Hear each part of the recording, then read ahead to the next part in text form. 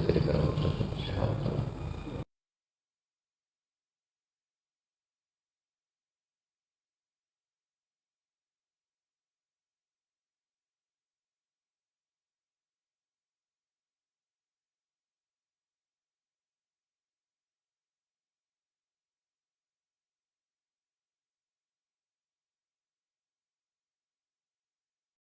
Alhamdulillahirabbil alamin, wassalatu wassalamu ala sayyidina Muhammadin wa ala alihi wa sahbihi wa barik wa sallim ajma'in.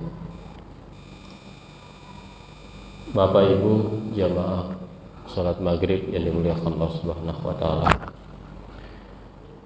Pada hari ini kita masuk ke wasiat 33. Itu wasiatnya rumah yang tidak akan dimasuki malaikat. Jadi jangan sampai rumah kita ini Pak cantik, megah, tapi malaikat tidak mau masuk ke dalamnya.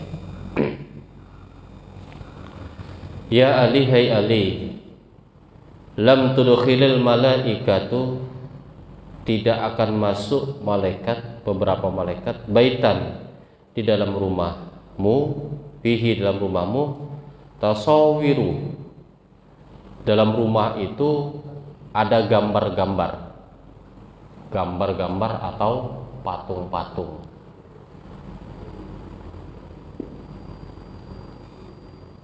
Nah, gambar-gambar itu macam-macam Pak. Kalau gambar ulama enggak apa-apa, gambar habaib enggak apa-apa. Pokoknya gambar-gambar ulama lah bagus. Tapi kalau gambar-gambar artis, baru gambar artisnya pakai dalaman toh, tidak akan masuk. Di sini yang dikatakan gambar di sini sama tamasilu. Tamasilu itu adalah patung. Jadi kalau ada gambar utuh, patung ya, kita buat patung utuh dari kepala, tangan, mata, kuping, mulut, pokoknya utuh, itu tidak akan masuk. Itu tidak boleh. Ya.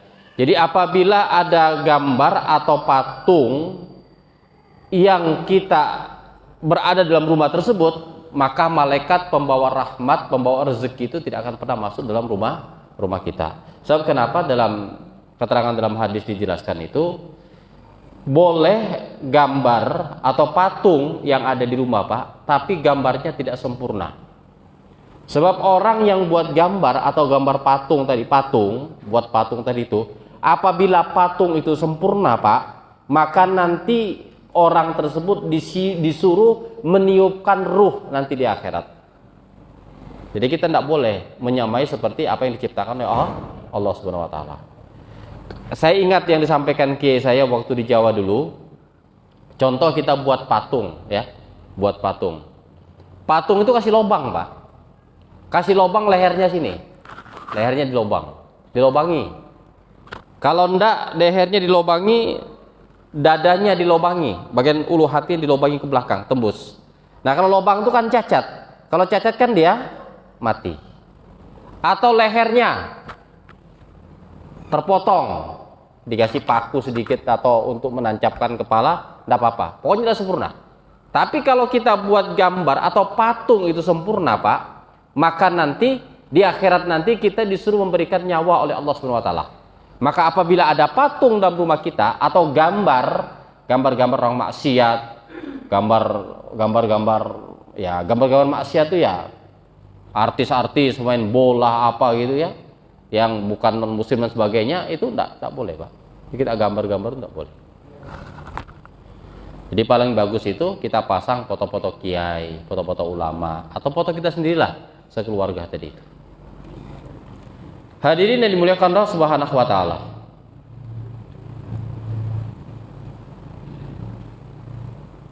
Yang kedua, malaikat tidak akan masuk ke dalam rumah tersebut, yaitu akun liwalidayhi, yaitu orang yang durhaka kepada kedua orang tuanya.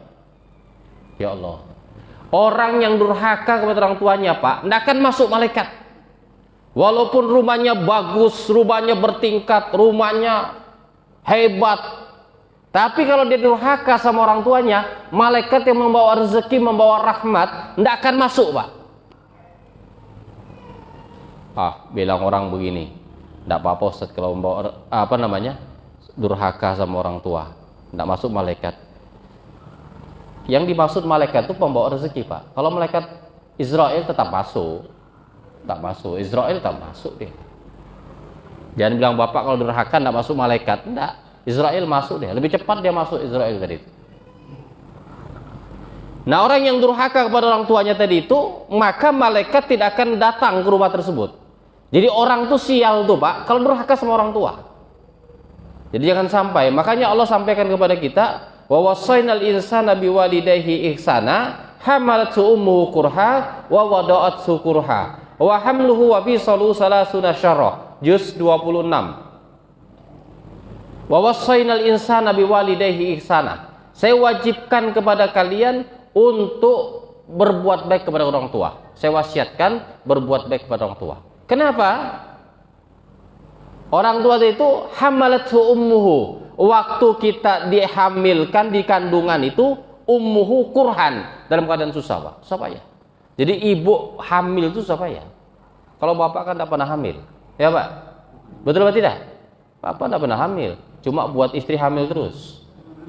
Nah, yang hamil itu susah. Ini kurhan kata Allah. Wa wada'atsu kurhan, menyusui itu juga susah, Pak. Ini susah. Lo melahirkan itu juga sama. Satu kakinya di kuburan, satu kakinya di dunia. Prosesnya salah kelahiran tadi itu, Pak, maka orang tua meninggal dunia. Maka disampaikan kepada Nabi kepada kita, 2 gunung Uhud itu dijadikan emas untuk membayar air susu orang tuamu itu, maka selama 2,5 tahun kita disusui, Pak, tidak akan bisa membayar air susu yang diberikan oleh orang tua kepada kita. Jadi jangan pelit sama orang tua. Jadi bapak-bapak tidak boleh pelit sama orang tua. Jadi kalau bapak ini laki-laki itu yang wajib pertama kita taati adalah orang tua perempuan. Kalau perempuan yang wajib ditaati pertama adalah suami. Contoh, Pak, mama kita manggil di dapur, istri manggil di kamar. Siapa yang kita dahulukan? Istri. Itu namanya suami takut istri. Pada hukumnya, kalau mama kita manggil kita di dapur, istri kita manggil di kamar, bersamaan mereka manggil, yang pertama kita datangnya adalah orang tua. Karena kita ini wajib taat kepada orang tua, termasuk orang tua perempuan. Ada santri yang tanya sama saya, Ustadz, katanya dalam hadis itu surga itu berada di bawah telapak kaki orang tua. Maksudnya apa? Bukan ada surga di bawah sih dicari-cari. Ada, Ustadz, saya cari pulang enggak ada surga di bawah telapak kaki orang tua saya. Yang ada cuma kutu air yang ada di sana. Bukan itu maksudnya, Pak. Surga di orang tua itu orang yang berbakti kepada kedua orang tua yang termasuk ibundanya tadi itu, peluangnya besar dimasukkan dalam surganya Allah SWT. Dan segala urusan kita masalah dunia insya Allah cepat dimudahkan oleh Allah SWT. Dimudahkan dan digampangkan oleh Allah SWT bagi mereka yang taat kepada orang tua perempuan. Makanya itu Nabi didatangi sama sahabat, ya Rasul, siapakah yang pertama saya hormati? Ibumu, dia bilang. Siapa lagi ya Rasul? Ibumu. Siapa lagi Rasul? Ibumu. Nabi sampai bilang begitu, Pak, 3 kali. Ibumu. 3 kali Nabi bilang gitu. Siapa lagi ya Rasul? Yang keempat kalinya bapakmu. Nah, ibu itu 3 kali, Pak, disebut oleh Allah, disebut oleh Nabi. Karena kenapa? Ibu itu lebih luar biasa. Karena ibu itu segala-galanya.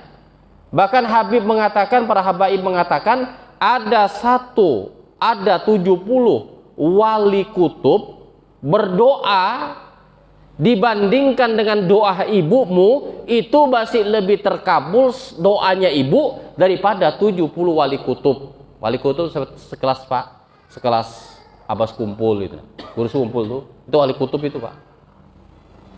Sekelas Gus Dur itu wali kutub itu. Wali kutub tuh wali daerah, Pak. Banjarmasin tuh yang megang kepalanya wali itu, Pak.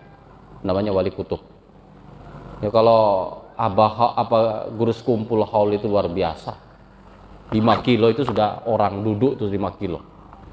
Saya ke guru kumpul aja waktu itu tidak nyampai jam, berangkat jam, habis sholat maghrib dari dari balai pelatihan, tembus ke makamnya beliau. Itu bukan makam, di luarnya makam. Makamnya itu dalam majelisnya tadi itu. Kita tidak bisa masuk, Pak, saking penuhnya manusia. Penuhnya manusia dalam areal makamnya tadi itu. Saya sampai di luar aja, tidak bisa masuk. Jam 12 malam baru bisa tembus masuk. Kenapa? Orang yang antri itu, Pak, luar biasa. Luar biasa. Nih, tingkatan wali itu, Pak. Nah, 70 wali itu berdoa, Pak.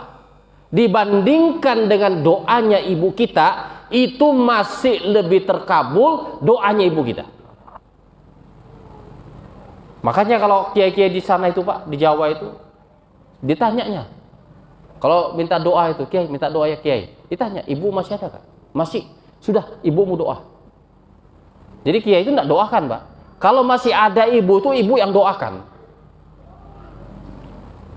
Makanya saya itu, amalan saya itu, Pak, amalan saya itu, kalau saya rezeki itu agak seret-seret lagi, ketemu orang tua, sedekah, doa sama ibu, mama itu doakan, ya Allah, mudah-mudahan rezeki mengalir seperti air. Habis itu, Pak, banyak lagi rezeki itu datang.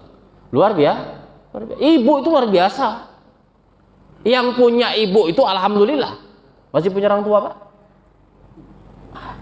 Yang punya orang tua alhamdulillah. Yang tidak punya boleh buat. Ya. Jadi orang tua itu jangan disia-siakan. Ada orang tua kemarin tuh umur 96 meninggal, tapi sehat walafiat. Sehat walafiat, sehat. Memang dia rajin ibadah lah. 96 tahun. Sekali sakit panggil sama saya, jamaah, Ustaz, lihatkan mama saya. Datang saya ke rumah sakit, saya lihat, saya periksa semua badannya. Wah, ini semua ada tandanya nih Pak Haji semua. Jangan ditinggalkan ya Pak Haji. Nah, alhamdulillah pagi itu 5:30 sudah meninggal. Saya datang lihat tuh jam 9 sampai jam 11 di rumah sakit, 2 jam. Saya bacakan Yasin, bacakan Ar-Ra'd, itu data tandanya, Pak. 96. Jadi orang tua itu kalau masih ada, Pak, doanya itu akan dikabulkan oleh Allah Subhanahu wa taala. Itu jangan disia-siakan. Makanya kita jangan sampai menyakiti orang tua. Nah, kita baktinya kepada orang tua kapan? Di orang tua itu di saat dia hidup kita bakti. Di saat orang tua itu sudah meninggal dunia, kita juga bakti. Baktinya bagaimana? Kita selalu mendoakan kepada orang tua kita. Itu berbakti, Pak. Kalau ada orang tua kita datang salaman, zohirnya salaman, cium tangan. Kalau orang tua kita sudah meninggal dunia, kita tetap sambung, Pak, batin kita. Batin kita sambung mendoakan kepada orang tua. Ya Allah, saya khususkan Al-Fatihah ini kepada ruhnya bapak saya, kepada ruhnya mama saya. Al-Fatihah. Bacakan 3 kali untuk mama, 3 kali untuk bapak. Itu namanya sambung batiniah. Orang tua sambung kepada anaknya, anak sambung kepada orang tuanya. Itu berbakti, Pak, kepada orang tua. Hadirin yang dimuliakan Allah Subhanahu wa taala. Nah, di Quran juga disampaikan Allah Subhanahu wa taala, imma yablughanna indakal kibara hadahuma aw kilahuma fala taqul lahumā ufiw wa la tanharhuma wa qul lahumā qawlan karīmā wafid lahumā janāha dzulli minar rahmah wa qur rabbirhamhuma kama rabbayani shaghira. Juz 15 surat Al-Isra. Allah sampaikan, imma yablughanna indakal kibara hadahuma fala taqul lahumā uffin. Apabila kedua orang tua kita sudah meninggal dunia salah satunya atau kedua-duanya atau salah satunya sudah tua renta, fala taqul lahumā, janganlah kalian membentak kepada kedua orang tua. Walau taqul lahumā uffin, jangan kalian katakan saja tidak boleh, Pak. Kita katakan saja tidak boleh, itu sudah uffin. Itu sudah bentak orang tua kita. Apalagi kita kata-kata kasar sama orang tua kita. Kadang anak-anak itu kasar sama orang tuanya. Dia caci maki orang tuanya. Kadang-kadang dia belanja, dia beli, dia lemparkan saja. Kadang-kadang orang tuanya dirasani. Dirasani itu apa? Apa itu dirasani? Bahasa Indonesianya? Iya, dibicarakan kejelekannya. Yang dibahas, yang digosipin orang tuanya toh. Iya Pak, ada yang begitu itu. Kadang sama orang tuanya berkelahi. Ada anak-anak itu Pak, ada orang tua, anaknya sarjana hukum, S2, S1, S2, sarjana hukum. Sekali dia lulus S2 Pak, bapaknya diperkarakan, dibawa ke pengadilan. Masalah apa? Masalah harta. Mamanya sudah meninggal dunia, bapaknya nikah lagi. Tidak terima bapaknya nikah, dia minta warisan. Sebenarnya warisan itu kalau bapaknya masih ada, tidak berhak anak tadi ini. Kalau bapak sama mama sudah meninggal, baru warisan. Dia nuntut warisan, belum dikasih sama orang tuanya. Akhirnya apa? Dia laporkanlah ke pengadilan, pengacara apa? Pengadilan lah dilaporkan. Akhirnya diperkarakan Pak. Buka meja hijau sampai ke Jakarta. Tarakan provinsi, habis itu ke Jakarta. Akhirnya apa? Akhirnya bapaknya kalah. Karena membiayain anaknya S2 sampai S2. Setelah dia pintar, dia bodoh ke orang tuanya. Betul, benar, dia menang secara duniawi, tapi dia termasuk orang yang gagal untuk selama-lamanya. Tidak ada berkahnya. Kalau orang tua tidak kasih hartanya tadi itu, tidak ada berkahnya Pak. Tidak ada berkahnya. Kita ini kata Nabi tadi, kita minum air susu ibu tadi itu ditukar dengan 2 gunung emas untuk bayar ini Pak. 2 gunung emas tidak bisa membayar air susu ibu yang kita minum. Apalagi harta orang tua kita rampas secara hukum. Ya Pak ya. Sampai bapaknya datang ke pesantren nangis Pak. Nangis orang tuanya. Makanya saya kasih tahu Pak. Makanya anak itu jangan SH. Si masuk pesantren, SAG, sarjana alam goib,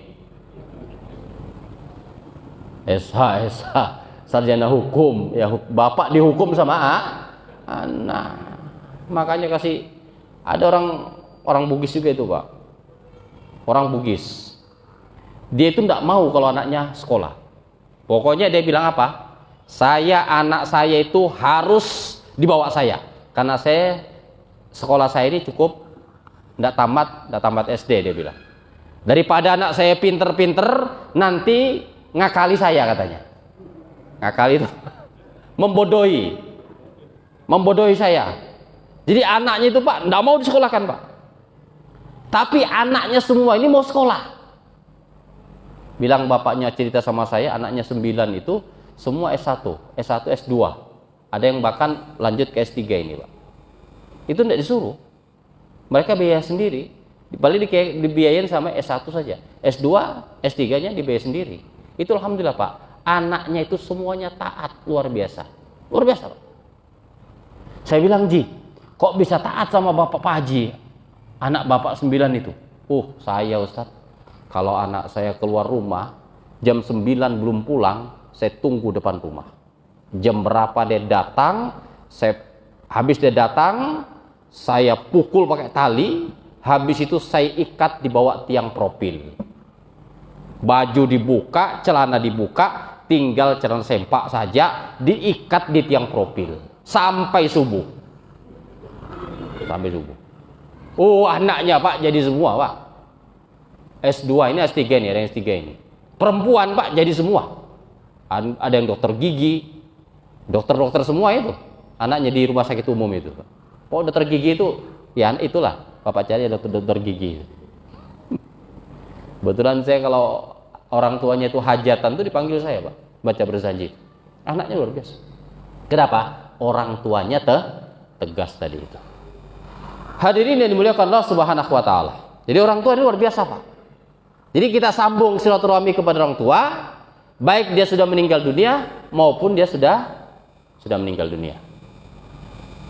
Wa kullahuma kaulan karima, wa kullahuma, ucapkanlah kepada mereka kaulan karima, ucapan yang mulia, yang lemah lembut. Orang tua itu Pak, jangan bantah aja. Minjam surat tanah, nggak dikasih pinjam. Oh, ngomelnya luar biasa. Membantah. Pesannya Allah, waqfid lahuma janaha dzulli minar rahmah wa qur rabbirhamhuma kama rabbayani shaghira. Waqfid lahuma, tundukkanlah, rendahkanlah dirimu di hadapan kedua orang tuamu. Tawaduk, Pak, sama orang tua. Tawaduk. Wa qur rabbirhamhuma, dan berdoalah kepada Allah Subhanahu wa taala, rabbirhamhuma kama rabbayani shaghira. Ya Allah, ya Allah, kasih sayangilah kedua orang tua saya sebagaimana orang tua saya mengasihani saya waktu kecil tadi itu. Ini kalau Syekh Al-Azhar, Pak, dia bilang kita suruh baca ini 100 kali sehari. 100 kali. 100 kali kita baca, kira-kira capek apa tidak, Pak? Capek atau tidak? Kita baca 100 kali dengan ibu pas ngelahiran ngejen tuh, Pak. Pas melahirkan kita sakit capek mana, Pak? Kita baca 100 kali itu, Pak. Rabbi firli warhamni, Rabbi firli wali walidayya warhamhuma kama rabbayani shaghira. Itu enggak berkeringat kita. Kalau ngejen kita, Pak, mengeluarkan kita berkeringat, berdarah. Ya, mandi keringat bercucuran, mempertaruhkan apa? Nyawa dan mati dan hidup. Makanya dia bilang Syekh itu paling tidak 1 hari kita baca Rabbi firli warhamhuma kama rabbayani shaghira. Ya Allah, kasihanilah kedua orang tua saya sebagaimana dikasihani kita waktu kecil. Itu yang kita baca kepada mereka. Hadirin yang dimuliakan Allah Subhanahu wa taala. Yang ketiga, malaikat itu tidak akan masuk ke rumah kita. La yadkhulul dhaifun, yang di rumah tadi itu tidak pernah dimasuki tamu. Kalau ada orang itu, Pak, rumahnya tidak pernah dimasuki tamu, maka malaikat tidak akan masuk ke rumah tersebut. Kenapa rumahnya tidak pernah dimasuki tamu? Karena rumahnya tertutup terus, tidak pernah terbuka. Diketok sama tamu, tidak pernah dibuka. Dibel sama tamu, tidak pernah diangkat. Betul apa tidak? Ada rumah itu, Pak, pasang bel di pintu, tapi tidak pernah diangkat-angkat. Sampai capek kita, sampai kesetrum orang yang ngebel itu tidak pernah diangkat. Jadi rumah yang tidak pernah dimasuki tamu ini, maka tidak pernah akan dimasuki oleh malaikat. Kenapa? Rumah yang tidak pernah dimasuki tamu, berarti itu rumahnya orang medit bin pelit bin seke. Ada yang begitu, Pak. Betul apa tidak? Kadang-kadang ada yang lapor ke saya, Ustadz, kenapa sih pengemis itu datang tiap hari itu? Jadi rumahnya itu 2 belnya, Pak. Ada belnya di pagar, ada belnya di depan rumah. Saya bilang sama dia, ini orang kaya, Pak, di Tarakan. Saya bilang, Pak Haji, kalau Anda mau dibel sama orang, cabut tuh bel. Nah, itu juga susah, Ustaz. Kalau keluarga juga datang nanti dia ngebel itu enggak kedengaran. Jadi pasanglah, Pak, karena pagarnya ini 24 jam tutup. Dia bel. Dia rupanya suka ngebel tuh, Pak, pengemis. Nah, kalau dia pengemis tuh ngebel di pagar itu, dibukanya sudah, Pak. Disangkanya tamunya, ternyata pengemis. Datang dia minta uang, minta sedekahnya. Lah saya bilang, Pak Haji, orang pengemis datang itu yang setting itu adalah Allah. Allah yang setting, bukan kita. Tapi ya loh, Ustadz, saya dijadikan langganan loh. Iya kan, Pak Haji kan banyak duitnya. Kalau enggak banyak duit kan tidak ada yang mau datang. Coba tanya sama tetangga itu, yang kere-kere miskin-miskin tuh, ada yang datang? Tidak ada. Ini yang nyuruh datang itu Allah. Artinya apa? Supaya kita keluarkan sedekah, supaya Pak Haji jadi orang kaya di dunia, kaya di akhirat. Itu apa? Kalau ada tamu datang tuh, Pak, paling tidak yang saya sampaikan kemarin itu, kita kasihkan tamu itu paling tidak air minum. Barang siapa yang memberikan makan orang tamu tadi itu, sama dengan pahalanya 1 juta di hadapan Allah, dihapuskan dosanya 1 juta, diangkat derajatnya 1000 derajat di hadapan Allah SWT. Itu kita pegang, Pak. Jadi tidak berat, tidak berat. Tidak tamu. Jadi jangan sampai rumah kita tidak masukin tamu. Tapi kalau rumah kita ini Pak dimasukin tamu setiap hari, alhamdulillah. Seperti saya ini Pak, mau jalan, ada lagi tamu. Mau jalan sudah bawa mobil, di depan gerbang ada tamu lagi Pak, kembali lagi. Kadang-kadang dipanggil dapat mantenan, undangan mantenan itu Pak, kadang tidak datang. Karena kenapa? Sementara mau jalan ada tamu, tidak jadi. Baru tamu itu kalau ngobrol itu tidak habis-habis Pak. Jadi kalau bapak bertamu, ini mohon maaf ya, coba ingatkan saja. Kalau bapak bertamu ke tempatnya kiai itu supaya itu secukupnya saja. Ini pun sholat pun dilanggar. Ya Allah, ada tamu tadi 3 itu. Dari mana itu? Provinsi datang 3 orang. Pas azan, duduk saya, salaman. Saya cerita, Pak, sholat dulu Pak ya. Ini sudah azan, saya tunggu sama anak-anak. Anda juga dia berangkat. Oh emang dasar enggak sholat paling ini orang nih. Ya Pak ya. Jadi kalau namu di pesantren Pak ya, namu di mana saja, waktunya sholat azan, ya pamitlah. Jangan sholat cerita ya kedabrus nggak mari-mari, nggak selesai. Paling tidak kalau kita orang Muslim ini, apalagi orang yang suka jamaah Pak, kita harus hati-hati. Nah, kecuali ke bapak namu itu orangnya dapat sholat itu tidak apa-apa ngobrol. Tapi paling bagus kalau waktunya sholat sudah ya kita sholat dulu. Datang sering pesantren begitu juga Pak. Ada orang datang itu bayar zakat tuh pas mau taraweh. Ya Allah. Abdul katanya ada yang ceramah Abdul itu habis maghrib mau menjelang isya. Ini yang ceramah ini Pak nggak disaring dulu. Nah kalau yang nerima itu ya ustadz nggak patek laris gitu nggak apa-apa lah. Kalau ustadznya banyak job di zakati gitu loh Pak, ya Allah datang kalau bulan Ramadan tuh Pak habis maghrib datang ke rumah berombongan tuh baru mau dibaca doanya Pak satu-satu. Nah ini nih yang susah ini, angel ya Pak, minta satu-satu dibaca. Nah kalau sudah sorong satu, entah Ustaz, saya sekeluarga Ustaz, bacakan doanya sendiri. Enggak Pak, saya gabung aja semua ini Pak, karena saya ini mau ceramah Pak, enggak lama habis waktunya ini. Saya jalan kota ini, apalagi macet di kota ini, ya Allah. Dia bilang, Ustaz minta tolong Ustaz, didoakan Ustaz. Ya Allah, saya bilang. Nah ini yang begini Pak, kita ini tamu, masuk itu harus kita lihat kondisi. Tapi kalau dalam rumah tadi itu tidak pernah dimasuki tamu, berarti tidak pernah dimasuki malaikat rahmat dan pembawa rezeki di depan Allah SWT. Sebaiknya itu apa? Tamu banyak yang datang, rumahnya berkah. Oh tamu saya banyak Pak, banyak tamu. Bendino tamu. Alhamdulillah. Ada yang bawa beras, ada yang bawa kopi, ada yang bawa gula, ada macam-macam Pak. Alhamdulillah. Ada pertanyaan? Silakan. Tidak ada yang bertanya kayaknya. Ada?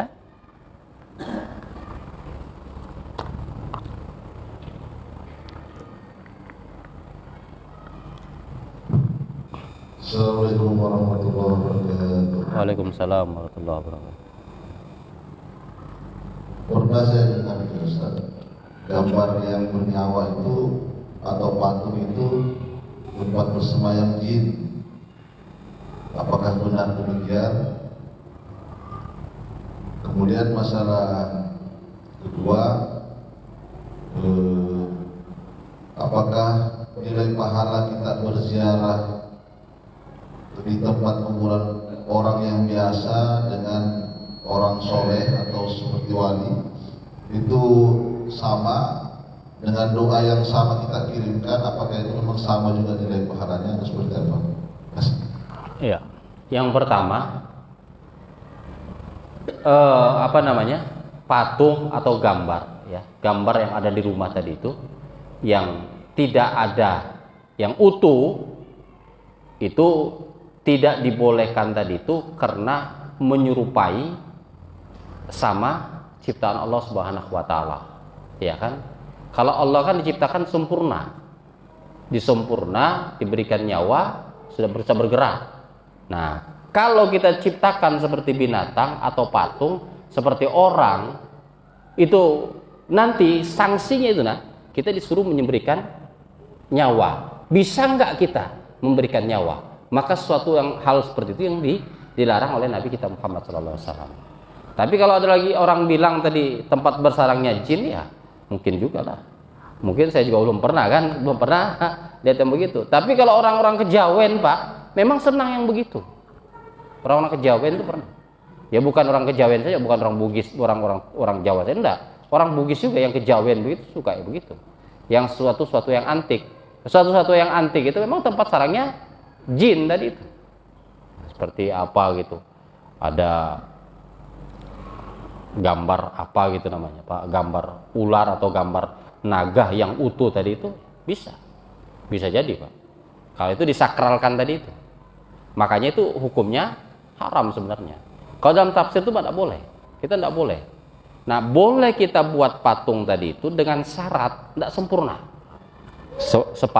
sepadan gini aja, ya, tidak utuh gitu, Pak. Kalau utuh yang tidak boleh, tapi kalau hanya kepalanya saja boleh. Kalau hanya separuh badannya saja boleh, tidak apa-apa. Makanya kalau buat patung gambar itu bilang dalam tafsir itu paling tidak kita tidak sempurnakan jasadnya tadi itu. Kalau sempurna, kita diberikan tanggung jawab untuk memberikan ruh nanti di hadapan Allah Subhanahu wa taala. Terus yang kedua, berziarah ke makam orang biasa, ya orang biasa ini ya, atau ke makam orang tua. Ke makam orang tua sama makam wali. Ya abdolnya makam orang tua dulu, Pak. Jangan wali berputar-putar, wali semua diziarahi, mamanya tidak pernah diziarahi. Ya Allah. Ya, ada orang tua putar, wali Songo, wali Tujuh, pokoknya wali-wali, keramat-keramat, wali-wali semua datang. Habaib, mamanya tidak pernah datangi. Lah yang keramat orang tua kita. Makanya bilang habaib tadi itu 70 doanya wali kutub dibandingkan doanya orang tua, itu masih abdol doanya orang tua. Jangan kita sangka orang tua tadi itu kalau sudah meninggal dunia, Pak, tidak bisa mendoakan kita. Nanti kita lihat di belakang nanti, ada di belakang nanti. Orang tua itu bisa mendoakan kepada anaknya yang sudah yang masih ada di dunia tadi itu. Jadi kita paling tidak ziarah ke orang tua. Kalau sudah kita ziarah ke orang tua, paling kita boleh ziarah ke orang soleh. Nah, berdoanya kita tadi ini antara makamnya orang tua sama makamnya, ya lebih terkabulkan, sama-sama terkabulkan, tapi lebih cepat terkabulkan di makamnya orang tua. Karena anak itu didoakan sama orang tua, orang tua juga mendoakan kepada anak, sambung, Pak. Karena kita ada silsilah darah, turunan darah. Nah, kalau lagi umpamanya ada makam orang soleh, orang biasa, kita berdoa di situ. Sama kita berdoa di makamnya para wali. Ya lebih abdul kita berdoa di makamnya wali. Karena wali itu orang yang dekat sama Allah Subhanahu wa taala. Nah, kita berdoa di situ, Pak, tawassul. Tawassul itu lewat perantara. Lewat wali, tapi kita berdoa kepada Allah lewat perantaraan wali tadi ini yang akan membawa doa kita kepada Allah Subhanahu wa taala. Sebab begitu wasilahnya, Pak. Dalam Quran juga ada ini. Juz 6 ini. Juz 6. Ya ayyuhalladzina amanu taqullaha wabtaghu ilaihil wasilah. Hai orang-orang yang jadikanlah apa ini? Jadikanlah wasilah itu ya. Ya ayyuhalladzina amanu taqullaha wabtaghul wasilah. Hai orang-orang yang beriman, jadikanlah wasilah itu sebagai perantaraan untuk sampai kepada Allah Subhanahu wa taala. Jadi kita mau ketemu sama Pak Gubernur, itu ada wasilah, Pak, ada perantaraan. Pakai asisten. Kalau enggak asisten apa? Satpol PP lu, Pak. Iya, pakai dulu itu. Pak, dia mau ketemu menteri, presiden. Bapak, saya tanya sama orang Mangkopadi waktu saya ke Mangkopadi itu, Pak Jokowi berapa kali ke sini? Bapak pernah ketemu nggak? Nggak pernah. Pak Jokowi itu turun di sini, helikopter di sini. Nah, habis helikopter dijemput sama mobil mewah langsung ke tempat. Mana bisa kita ketemu sama dia? Yang mau dikeluhkan masyarakat itu masalah pembebasan lahan yang sangat murah, nggak ada yang bisa bicara. Kenapa? Tidak ada perantara. Makanya kita ini harus ada perantara juga. Bukan hanya kepada manusia saja kita pakai perantara, tapi Allah juga kita pakai perantara. Siapa perantara kita, Pak? Nabi kita Muhammad SAW. Bagaimana perantara kita? Makanya sebelum kita baca doa itu kita baca sholawat dulu kepada Nabi. Setelah kita baca sholawat kepada Nabi, kalau kita bisa tawasul kepada Nabi, tawasul kepada sahabat, tawasul kepada tabi'in, tawasul pada ulama sampai wali tadi itu kita tawasul. Itu mengangkat doa kita kepada Allah Subhanahu wa Ta'ala. Karena mereka itu orang-orang yang dekat sama Allah. Lah kita bagaimana doa kita mau diterima Allah? Kita tidak dekat sama Allah. Maka doa kita dibawa oleh Nabi. Maka tawasul kita pakai apa namanya? Baca sholawat. Ya Pak, ada lagi? Silakan.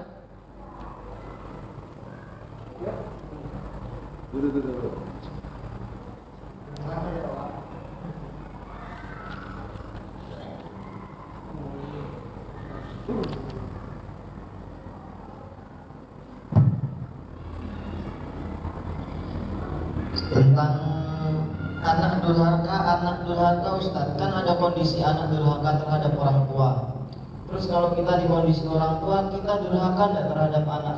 Seandainya anak sudah melakukan hal betul ya tentang ibadah, kadang ada anak orang tua itu memaksakan kehendaknya, yang anggapannya orang tua habis dapat ilmu dari YouTube gitu kan, anaknya ini sudah mengamalkan sesuai omongan kiai yang dia dapat di pondoknya, tapi orang tua maksa kehendaknya dari itu, sehingga membuat anak itu beribadahnya terganggu gitu. Contohnya anggap aja seumpama anak ini melaksanakan sholat rawatib kah atau apa, atau baca surat apa, orang tua itu punya ilmu yang entah gimana, ngayal sama anaknya, oh ini salah, kamu harus begini.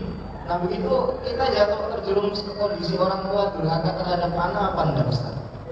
Ya, kalau gitu bapaknya suruh mondok juga. Ya.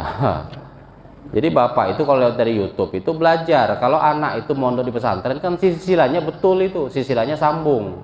Kalau belajar di YouTube itu Pak, kadang-kadang bapaknya ngantuk atau lobet HP-nya, dapat sepotong, protes sama anaknya. Makanya paling bagus tuh sharing.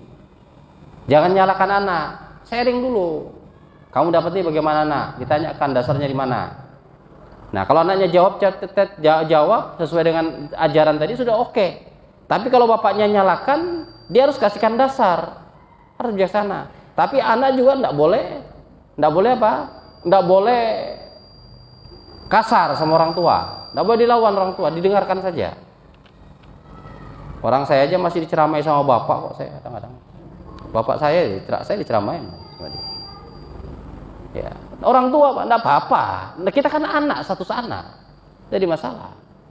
Tapi kalau anak tadi itu umpamanya anak itu mau belajar agama, mau mondok pesantren, dilarang sama orang tua, maka tidak wajib taat sama orang tua.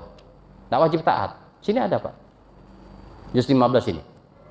Jadi kalau kita disuruh orang tua, kalau kita dilarang untuk taat kepada Allah, kita tidak bisa ikut sama orang tua.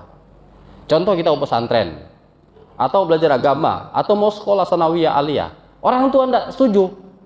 Tidak apa-apa kita bantah, tidak apa-apa kita melawan, tapi melawannya dalam bentuk, bukan dalam bentuk lisan, tapi dalam bentuk perbuatan tadi itu. Tidak mengikuti saran dari orang tua.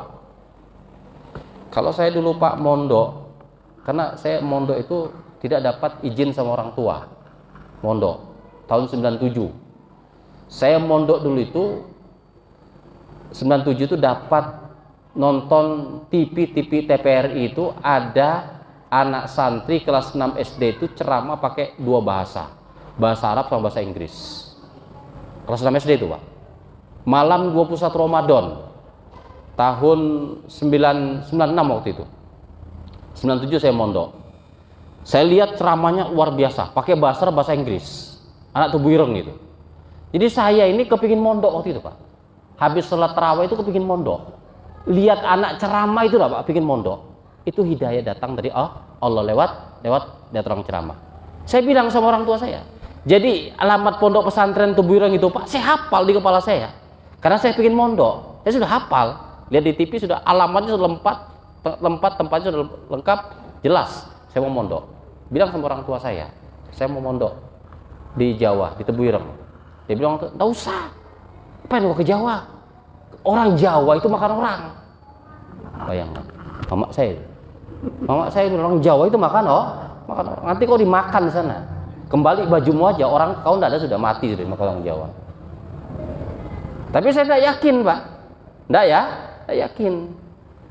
Habis itu saya dibawa ke dealer sama orang tua saya. Mama saya dibawa ke dealer. 97 tuh, Pak. Kau pilih motor nih, yang mana kau pilih, kau tunjuk saja aku bayar. Yang penting kau sekolah Tarakan tidak ke Jawa. Saya tidak mau. Tidak mau saya, Pak. Ini bentuk rasa apa? Tidak setuju dengan pendapat orang tua. Tidak apa-apa, tidak berdosa. Yang ketiga itu, Pak, saya bohongi orang tua saya. Saya bohongi orang tua saya. Saya dikasihkan uang nebus ijazah 160.000 tahun 97. Nebus ijazah di Al-Khairat Gunung Belas itu, sebengkok. Uang ijazah itu saya gunakan untuk beli tiket Tarakan Surabaya 55.000, 155.000, kembali 5.000. Datang saya ke rumah, mana anumu, mana ijazahmu? Enggak, aku enggak beli, enggak ambil ijazah. Aku beli tiket Tarakan Surabaya. Ini tiket saya. Orang tua saya nangis, Pak. Itu termasuk apa? Membantah, tapi dengan cara halus. Ada permintaan orang tua saya yang keempat. Sudah, aku rela kamu mondok enggak apa-apa. Dengan syarat tiketmu batalkan enggak apa-apa, tapi kamu mondok ke Sulawesi aja. Karena nenekmu dekat di sana. Saya enggak mau, Pak. Saya bilang sama orang tua saya, kalau saya mondok di Sulawesi, saya enggak kuat menghafal, maka saya enggak kuat mondok, enggak kuat cobaan mondok, maka saya lari ke tempat nenek saya. Berarti saya tidak sukses. Biarlah saya ke Jawa. Enggak ada tempat saya lari. Mau enggak mau saya di sana. Biar saya dimakan orang Jawa enggak apa-apa, saya bilang. Ini bentuk, Pak. Bentuk apa? Enggak setuju. Tapi enggak jadi masalah, enggak dosa itu, Pak, ya. Ya, Mas ya. Yang penting santun sama orang tua. Al-Fatihah. A'udzubillahi minasyaitonir rajim. Alhamdulillah. Bismillahirrahmanirrahim. Alhamdulillahirabbil alamin. Shalatu wassalamu ala sayyidina Muhammadin wa ala alihi wa sahbihi wa barik wa sallim ajma'in. Rabbi anzilni munzalan mubarakan takhal munzilin. Rabbana zidna nuran waghfir lana innaka ala kulli syai'in qadir. Rabbana taqabbal minna innaka antas samiul alim wa innaka antal rahim. Rabbana atina fid dunya hasanah fil akhirati hasanah wa qina adzabannar. Walhamdulillahirabbil alamin. Kurang lebihnya mohon maaf. Assalamualaikum warahmatullahi wabarakatuh.